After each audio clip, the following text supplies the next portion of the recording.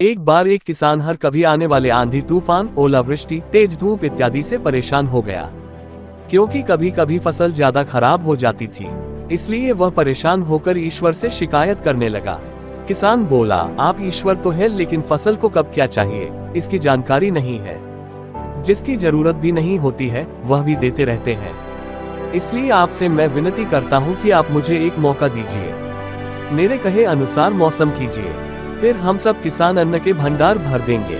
ईश्वर मुस्कुराए और बोले, ठीक है, आज से तुम्हारे अनुसार मौसम रखूंगा। किसान खुश हो गया। किसान ने अगली फसल में गेहूं की बुवाई की। उसने जब चाहा तब धूप मिली, उसने जब चाहा पानी मिला। पानी की तो उसने बिल्कुल कमी नहीं आने दी।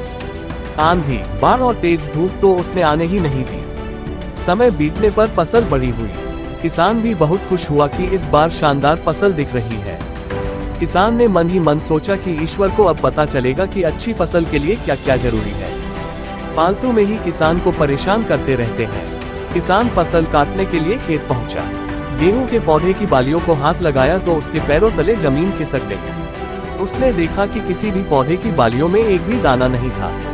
किसान दुखी हो गया और बोला, हे ईश्वर, ऐसा क्यों हुआ? क्योंकि मैंने तो सब कुछ सही किया और सही समय पर किया।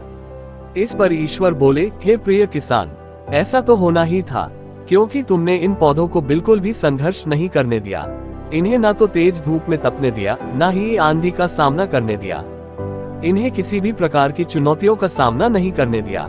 इसलिए बाहर से भले ही अच्छे दिख रहे हो, लेकिन ये अंदर से बिल्कुल खोखले हैं। इनके अंदर कुछ भी दाने नहीं। पौधे जब विभिन्न चुनौतियों का सामना करते हैं तो उनमें ऊर्जा पैदा होती है।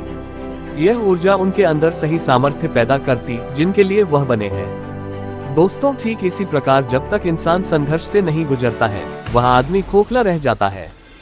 जीवन की चुनौतियां ही उसके लिए उन्नति के नए रास्ते खोल देती हैं और आदमी को मजबूत और प्रतिभाशाली बनाती है। इसलिए आपके भी जीवन में मुसीबतें या चुनौतियां आए तो घबराना मत। यह आपको बिखेरने के लिए नहीं, निखारने के लिए आई है।